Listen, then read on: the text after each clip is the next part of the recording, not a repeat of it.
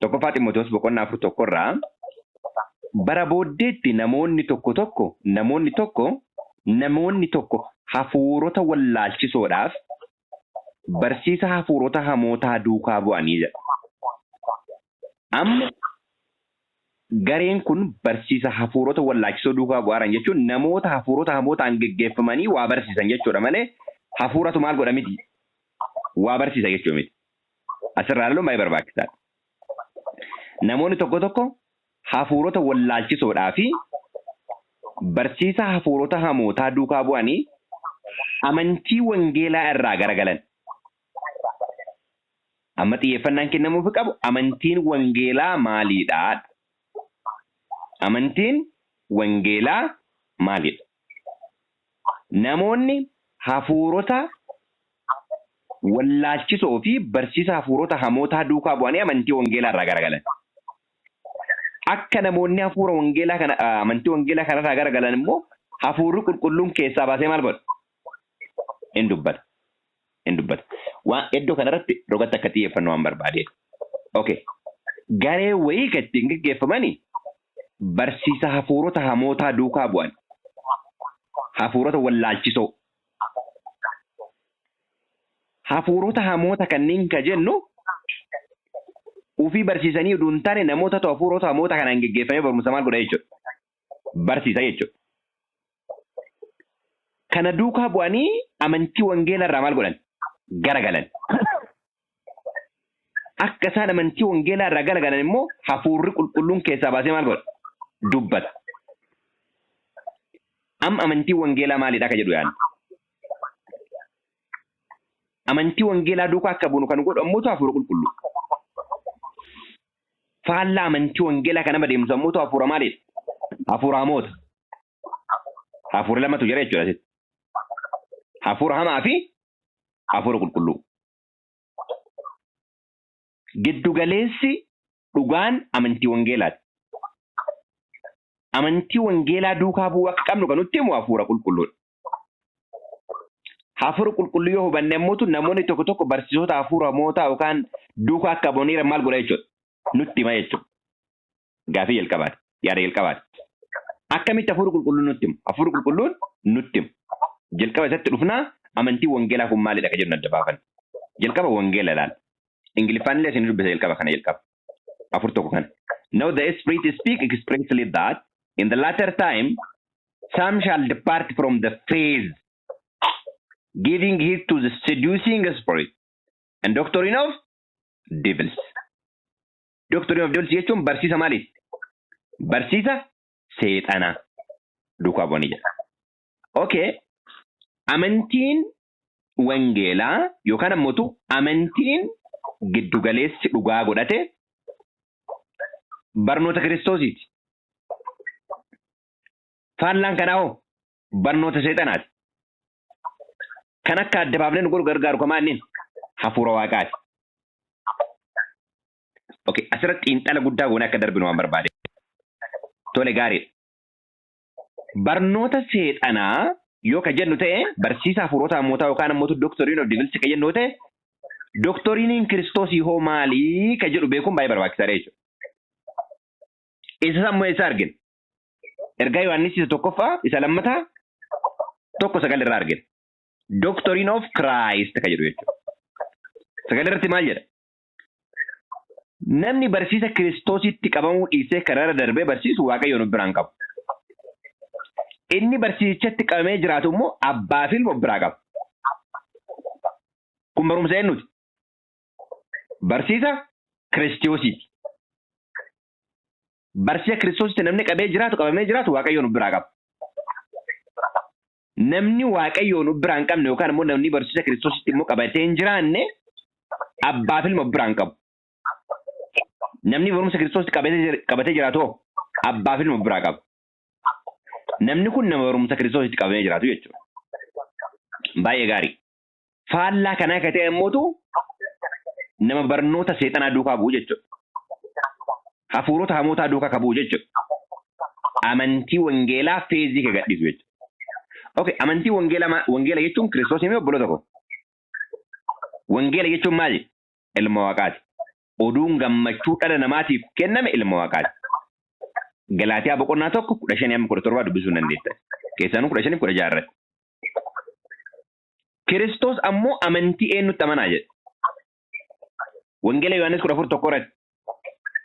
Yesuus itti fufee bartoota isaatiin garaan keessan maal hin ta'in irraafamin. Waaqayyotti amanaa anattis maal godhaa? Amanaa. Waaqayyo kan inni jedhe sun lakkoofsa 2 irratti immoo mana abbaa koo keessa iddoo jireenya baay'eetu maal godha? Jira. Kanaaf waaqayyoon inni itti amanaa jedhe sun eenyu inni jechuudha? Abbaa isaati jechuudha. Abbaa isaati jechuudha.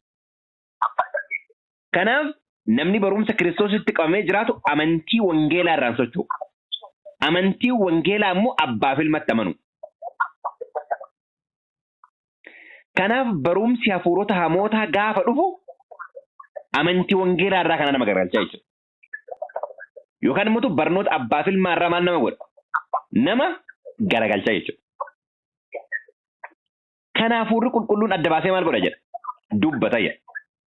Okay, hafuurri qulqulluun akka inni dubbata obboloo tokko. Roomee 8:16. Hafuurri keenya hafuura isaa wajjin maal godheeti? Walii galeeti. Hafuurri waaqayyo hafuura keenya wajjin walii galee ijoollee waaqayyo ta'uu keenya maal godha? Dhugaa ba'a. Ijoollee waaqayyo kataane karaa eenyuti? Karaa ilma isaati. Yoo Kiristoos dhugama ilma waaqaa ta'ee jiraate nullee dhugama ilmaa waaqaa taane. Karaa eenyu? Karaa Kiristoos. Yoo ammoo Kiristoos dhugama ilma waaqaa ta'ee hin jiraanne ammoo nullee ilma waaqaati ka jedhu oduma ta'a malee afaan ifaan ta'a malee dhugaa ta'uu hin danda'u. Kanaaf Kiristoos dhugama ilma eenyuti? Ilma waaqaati. Nullee karaa Kiristoosii ilmummaan keenya ka maaliif? Ka dhugaatiin guddifame ilma dhugaa taane jechuudha karaa Yesuus Kiristoosii. By the way, guddifate jechuun ilmi guddisaa dhaala argata moo argata obboloo tokko? In argata.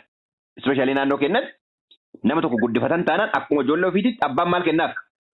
Dhaala kennaaf. Macaafni qulqulluun immoo tokkoffaa Ximootiyoos Roomee boqonnaa 8:17 irratti immoo dhaala waan hundumaa karaa isaa akka argan lafa kaa'a. Hafuurri waaqayyo hafuura keenya wajjin walii galee wanti jennee fi tokkoffaa Qorontoos 2:11 irraa maal jedha? Tokkoffaa Qorontoos 2:11 irraa. Waan yaada namaa keessa jiru hafuuruma namicha keessa jirutu beeka malee namni biraa maal gochuu hin danda'u? Beekuu hin danda'u. Akkasuma hafuura waaqayyo malee eenyullee yaada waaqayyo maal hin godhu? Hin hubatu. Hin hubatu. Kanaaf hafuurri qulqulluun keessaa baasee dubbata gaafa jennu hafuurri keenya hafuura isaa wajjin maal godha jechuudha? Walii gala jechuudha. Hafuurri waaqayyo waa'ee waaqayyo beeka, hafuurri keenya immoo waa'ee keenya beeka jechuudha. Kanaaf hafuurri qulqulluun keessaa dubbata gaafa jennu hafuurri waaqayyo hafuura keenya wajjin walii galeeti jechuudha. Hafuurri waaqayyo waa'ee waaqayyo dubbata, hafuurri keenya waa'ee keenya, hafuurri waaqayyo immoo waa'ee waaqayyo waan beeku jechuudha. Hafuurri qulqulluun keessaa baasee dubbata gaafa jedhu hafuurri keenya hafuura waaqayyo wajjin waan galu barumsa dhugaa barumsa sobaa gargar baafnee maal goona jechuudha. Beenna jechuudha. Karaa biraatiin ergaa Yohaannis isa tokkoffaa boqonnaa 5 boqonnaa 4 lakkoofsa 6 irraa akkana jedha. Ergaa Yohaannis tokkoffaa boqonnaa 4 lakkoofsa 6 irraa. Nuyi kan waaqayyooti. Namni waaqayyoon beeku maal godha? Nu dhaggeeffata. Kanaan inni waaqayyoon hin beekne maal inni kan waaqayyoon ta'in immoo nu dhaggeeffata. Kanaan hafuura dhugaa hafuura sobaatti gargar baafnee maal goona? Hubanna. Hafuura dhugaa hafuura sobaatti gargar baafnee hubanna jedha macaafni qulqulluun. Kanaaf ergaa Ximootiyoos boqonnaa 4 lakkoofsi 1 bara booddeetti namoonni tokko hafuurota wallaalchisoodhaa fi hafuurota barsiisa hafuurota hamootaa doctrine of divinity jenne san jechuudha. Duukaa bu'anii amantii wangeelaa doctrine of Christ jechuudha. Irraa garagalan. Kan ammoo hafuurri qulqulluun keessa baasee maal nu godha? Nu dubbata. Kanaaf akka Ximootiyoos boqonnaa 4 lakkoofsa 1tti doctrine 2tu jira jechuudha. Yookaan barnoota 2tu jira. Barnoota Kiristoosiitii fi barnoota seexanaati. Barnoonni Kiristoosii yookaan ammoo amantii wangeelaati. Abbaa fi ilmatti amanuu jechuudha. Barnoonni Kiristoosii akka ergaa Yohaannis irra laalletti abbaa fi ilma biraa qabaachuu. Barnoonni seexana ammootu abbaa fi ilma irraa garagalu. Yookaan ammoo dooktoriinii Kiristoos irraa garagalu. Kana isaan kana godhan hafuura hamootaan geggeeffamanii. Nu ammoo dooktoriinii kana keessatti qofee godhannee hafuura dhugaa hafuura qulqulluutiin geggeeffamneeti jechuudha. Lakkoofsa lama. Warri sobduun of hin argineen warroota maal hin goone jedha. Warroota ofi hin argine. Karaa biraatti ergaa maaliiti kun? Ergaa Laadoqiyaati. Bal'aa, qullaa, hiyyeetti. Garuu immoo maal jedhaati isin? Ani hin qaba, ijaanillee argee jira, uffadheera. Kun immoo maal waan hin taanedha? Of hin argine. Warri sobduun of hin argineen yaadni garaa isaanii deemnaan gubamee milikkita seexanaa godhate kun jara kana wallaalchisanii maal godhaniiru? Garagalchaniiru. Warra maal ta'an? Warra amantii wangeelaa gadhiisan kana jechuudha. Gubbarratti hafuurota wallaalchisoo warra jedhaman kunneen warroota akkanatti mallattoo seexanaa itti godhamee warra dhugaa irraa garagalanii jechuudha. Isaan kanas namoota biraallee maal godhe? Garagalchee jechuudha.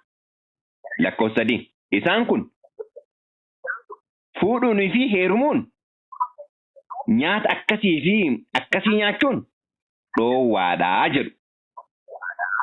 Fuudhuu fi maaliin? Heerumuun. Yaadannaa qabadhaa. Nyaata akkasii fi akkasii nyaachuun dhoowwaadhaa jedhu. Okay. Yaadni kuni yaada nyaata normaaliitii miti, yaada dhugaatiif gaa'ela normaaliitii illee miti. Hamaa ta'e of keessaa qaba jechuudha. Fakkeenya bara Nuhii maal jedhama jaanni gurguluun? Uduma nyaatan, uduma dhugan.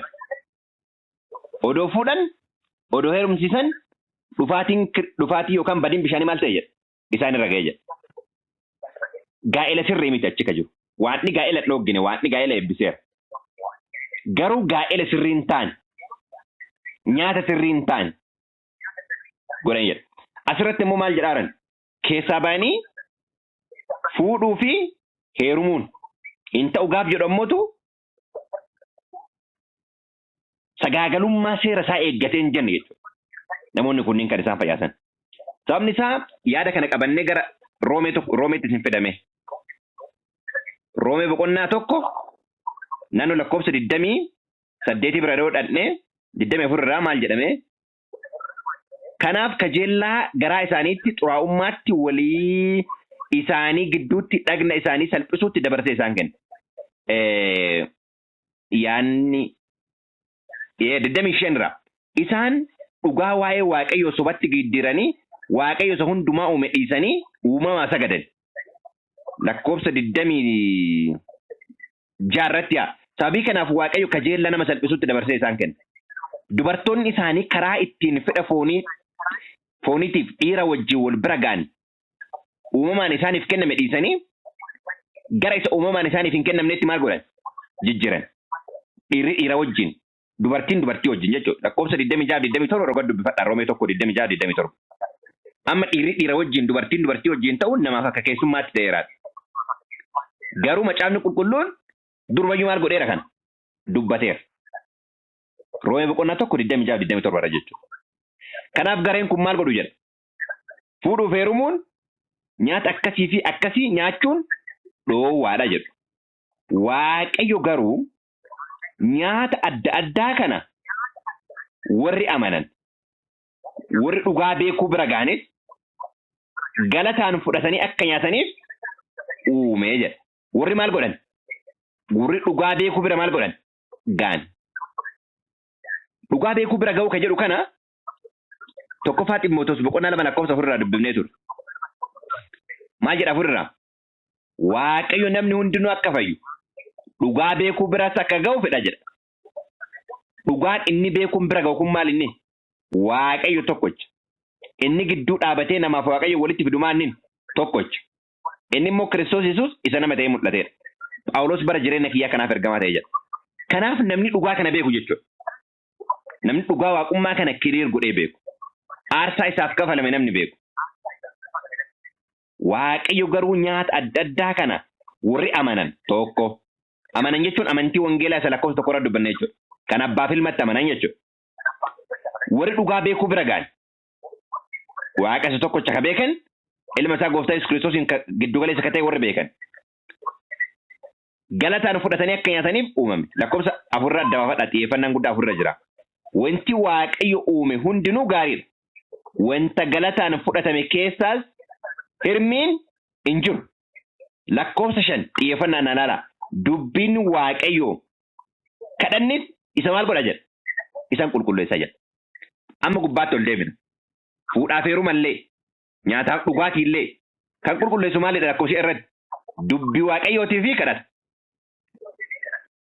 amma hiikkaan lakkoofsa 3 asirraa dhufa jechuudha kabarraa'e maal jedhaadha jechuudha dubbii waaqayyoo jechuun kabarraa'e jechuudha miti obbolo tokko dubbii waaqayyoo jechuun kan maal ta'edha kan barraa'edha kanaaf namni amanate namni amanu namni dhugaa beekuu bira ga'e waan hundumaa isa barraa'e maal godha jechuudha adda baasa inni barraa'e kan moofaa keessan maal jedha kun qulqulluu miti kana nyaadhu san hin nyaatin ka jedhu uumama keessa jira uumama waaqayyo yeroo wanti hundinuu baay'ee gaariidha jedhu nama hundumaafuu leencaafillee qeerransaafillee maal kenna biqiltuu kenna nyaadhaa jedhu wantoonni kunniin baay'ee gaariidha jedhu achiin booda badii bishaanii booddee erga waaqayyo nama iyyuu lafarra uumuu kiyyaaf nan gadde jedhe booddee waan namni nyaatu maal godheef jechuudha kenneefi jechuudha kanaaf nyaanni dhugaatiin nuti nyaannu maaliin adda ba'uu qabu isa barraa'een adda ba'uu qabu isa barraa'e gaafa jennu inni qulqulluun maali xuraan maalidha kan jedhu jechuudha kanaaf lakkoofsa 3 kophaa isaatti adda baafnee hubachuu duun taane lakkoofsa 5 wajjin wal bira qabu qabnu hunduma isaatu garuu kanneen ka godhan kaas keessa laalaarru namoota amanan warri dhugaa beekuu bira gaanis amantiin namni amanee fi namni qoome maal ta'a jedhama jaadu qulqulluun ni fayya jedha Timootii sarqara ka dubbifne ammoo namoonni hundinuu akka fayyan dhugaa beekuu bira gassa akka gaanfedha jedha kanaaf barnoonni ijoon Timootiyoos isa tokkoffaa boqonnaa 4 lakkoofsa 1-5 jiru yaada ijoo bu'uuraati jechuudha namoonni baay'een doktorinii ofii amanan yaada ofii beekan deeggaruudhaaf bara booddeetti jedhanii kaasu bara booddeetti namoonni tokko hafuurota wallaalchisoodhaa fi barsiisa hafuurota hamootaa duukaa bu'anii amantii wangeelaa isa irraa garagalanii jedha dubbii kana beekuun baay'ee barbaachisaadha mee bara booddee ka jedhamu gara ergaa Yohaannis wajjin wal isin qabsiisa ergaa Yohaannis isa tokkoffaa boqonnaa 2:18 akkana jedha wal qabata waan ta'eef ijoollee yeroon kun isa maaliiti isa dhumaati kana jechuun bara booddee isa jennu san jedha time of end isa jennu san jechuudha Kiristoosiin kan mormu akka dhufu kanaan dura maal godhaniitu dhageessaniitu ammas warri Kiristoosiin mormanii baay'ataniiru warra Kiristoosiin morman jechuun warra barnoota seexanaa duukaa bu'an warra amantii wangeelaa irraa garagalan jechuudha Ximootos wajjin kallattiidhaan akka wal qabsiinu barbaadeet ammas warri Kiristoosiin morman baay'ataniiru kanaafis yerichi yeroo isa maaliiti yeroo isa dhumaati it's a time of end bara dhumaati jechuudha 19 isaan nu keessaa ba'an malee kan keenya miti warri maal godhan kun warri Kiristoosiin morman kun nu keessaa ba'an gaafa jennu kanaan dura illee laalleerra eenyuuf agareen kun tokkummaa abbaaf ilmaa keessa warra jiran jechuudha isin wajjin tokko akka taataniif jedha Yohaannis ergaa Yohaannis 1:3 irratti isin wajjin tokko akka taataniif isa argineef isa dhageenya maal goona isinitti himna tokkummaan keenya immoo eenyu wajjin jedha abbaa wajjin ilma isaa Yesuus Kiristoos wajjin tokkummaa kana keessaa warra baanii jechuudha isaan nu keessaa ba'an malee kan keenya miti utuu kan keenya ta'anii nu wajjin itti fufu turan Yohaannistu kana jedhaara waan ta'eef nu wajjin gaafa jedhu tokkummaa Yohaannis eenyudha ka jedhu malee anama foormulaa wayii ijaaree gareen keenya kana waan jedhaaru miti kun Yohaannistu akkas jedhaara garuu isaan hundinuu kan keenya akka hin ta'in mul'atuuf nu keessaa maal godhan nu keessaa bayan kanaaf hundee bartoota biraazilii irratti maal ta'aniirra nu ijaaramneerra hundeen kun waan socho'u miti abbaan ba'u keessaa ba'a malee isin garuu isa qulqulluu sanaan dibamtaniittu hundumti keessaniyyuu beektota waan hin beekneef isiniif caafe miti waan isin isa beektaniif dhugaa keessaa sobni tokkollee waan hin baaneef isiniif caafe. Lakkoofsa 22 kan barbaadaaru. Haga 22 dubbiseera. Isuma Yesuus kun Kiristoos yookiis masicha ta'uu isaa ganu malee sobduun hin dura jedha. Kanaaf amma sobduun warra barnoota seexanaa duukaa bu'anii jechuudha. Ximootees irratti. Isaan kunniin maal jedhu? Kiristoos Yesuus masii ta'uu isaa ganu jechuudha. Kadibame ta'uu isaa. Lakkoofsa kana gara dhumaatitti mormituun Kiristoos inni abbaaf ilma ganu isa kanaa jedha. Isa kana jedha. Kun bara maaliiti? Bara dhumaati. Mallattoo bara dhumaa keessaa tokko obboloota koo mormituun Kiristoosii ka'uudha. Tureera garuu ammallee gara dhumaatti caafitti ol ba'a jechuudha mormituun Kiristoosii. Waaw. Warri dhugaa wajjin dhaabatanoo mormituun Kiristoosii kun maal moru? Abbaaf ilma moru. Kanaaf warri dhugaa hoo tokkummaa abbaaf ilma wajjin qaban cameeffatanii deemu jechuudha. Barnoota Kiristoosii jedhama kun. Amantii wangeelaa jedhama kun. Amantii wangeelaa fi barnoota seexanaa gidduutti waraanni banama jechuudha. Kanaaf wangeelli Yohaannis boqonnaan 16 lakkoofsi 1-3 asitti raawwatama. Manneen sagadaa keessaa isin baasuuf isin ajjeesu. Kana yeroo godhan anaafan waan hojjetan isaanitti fakkaata. Manneen sagadaa keessaa isin baasu jedhaa. Kana wanti godhaniif anaaf abbaa koollee waan hin gooneef jedha. Waan hin beekneef lakkoofsa 3 irratti. Kana wanti isaan godhaniif anas abbaa koos waan hin beekneef. Kanaaf amma waraanni eenyu fennu jidduu jira jechuudha. Dooktoriin Kiristoosiitii fi dooktorii seexanaa jidduu jira jechuudha. Barnoota Kiristoosiitii fi barnoota seexanaa jidduu jira jechuudha. Warri barnoota Kiristoosiitti qabamanii jiraatan warra abbaa fi ilma biraa qabudha. Warri kana keessaa ba'an ammootu warra barnoota seexanaa duukaa bu'anii jechuudha. Kana keessaa ba'an gaaf jedhu kan ittillee dabalu kan irraallee maal godhu iddisu. Hir'isu jechuudha. Kanaaf kun yaada bu'uuraati. Lammaffaan dhimma nyaataaf dhimma dhugaati. Ergaan fayyaa jechuudha. Ergaan fayyaa dhimmi nyaataa dhimma baay'ee murteessaa jechuudha. Kana nyaatiin, sani nyaatiin. Gaa'elan fuudhin dhiisiin waan namni jedheefimi. Waan hundumaa maaliidhaan adda baafna jechuudha. Warri amani. Warri dhugaa bira ga'e. Maaliidhaan adda baasa? Isa barraa'een adda baasa. Kaan immoo maaliidhaan? Kadhata dhugaatiin adda baasa. Kan isa qulqulleessuun dubbicha qulqullaa'u jechuun maal jechuudha obbo tokko? Wanti qulqullaa'e kan jedhamu maalidha? Fakkeenyaaf Waaqayyo sanbatan eebbiseen qulqulleessa kan jennu hin qulqulleessa jechuun sanbata maal godhe jechuudha? Maal godhe jechuudha? Adda baase jechuudha. Qulqulleessu jechuun adda baasu jechuudha. Kanaaf nullee maal jedha lakkoofsa irratti tokkoffaa Ximootota 4:5 irratti waa'ee dhimma nyaataaf dhugaatii gubbaarra dubbate san dubbiin Waaqayyoo kadhannis isa maal godha? In qulqulleessa. Dubbiin isin dubbadhee namayyuu maal taasisaniitu jedha Kiristoos yeroo dubbatu ergaa Wangeelaa Yohaannis 15:1 irratti qulqulleeffamtaniitu jedha. Dubbiin isin dubbadheen qulqulleeffamtaniitu jedha. 17 irraa mootu Wangeelaa Yohaannis boqonnaa 17 irratti dubbichi kee dhugaadhaa dhugichaan isaan maal godhe?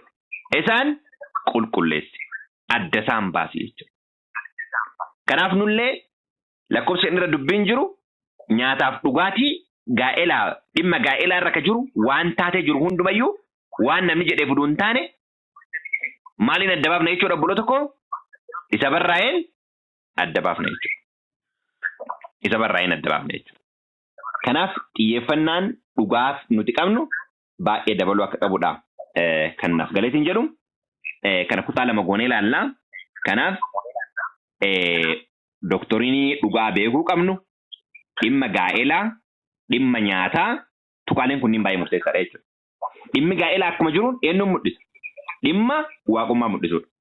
Waan namni hin fuudhin akkas hin godhin jedhee fuduu hin taane isa barraa'ee duukaa buuneeti.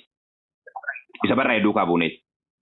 Kanaaf namoonni barumsa wallaachisoo kana duukaa bu'an dhimma gaa'elaa irratti maal godhu jechuudha? Ilaalcha ofii isaa kennu. Dhimma gaa'elaa irratti eenyullee ilaalcha ofii akka kennuuf Waaqayyoon eeyyamneef. Isa barraa'ee qofatu nu geggeessa. Kiristoos iyyuu maal jedhe fakkeenyaaf dhimma gaa'elaa irratti? Namoota Waaqayyo walitti hidhe eenyutu maal godha jedhe? Gargar baasa jedhe malee Waaqayyo iyyuu gargar baasa hin jedhe. Eenyutu gargar baasa jedhe malee. Baay'ee gaarii. Kun ammoo dhimma nyaataati. Dhimmi nyaataa of eeggannaa barbaada. Sababni isaa nyaanni eenyummaa kennamedha. Nu mana qulqullummaati. Mana qulqullummaa waan taaneef kana nyaatiin namni waan jedhee fuduu hin taane isa barraa'ee waan nyaannuuf waan dhunnu maal gochuu qabna jechuudha. Qulqulleessuu qabna, adda baasuu qabna jechuudha. Kanaaf erga waan mootos kana keessatti mallattoo barnootaa keessaa wal qabatan kun dhimma waaqummaati. Dhimma barnootaati jechuudha. Barnoota isa dhugaa. Kun dhimma gaa'elaati. Dhimma nyaataati. Dhimmi kunniin xiyyeeffannaa argachuu qabaa. Isa barraa'een ilaaluu qabna malee waan namni jedheef akka argine gochuu akka qabne arginees hin jenne isa kanarra gadhaabannee ka barraa'een barraa'eera jechuu akka dandeenyu waaqayyo kan nageenya nuuf haa eebbisu.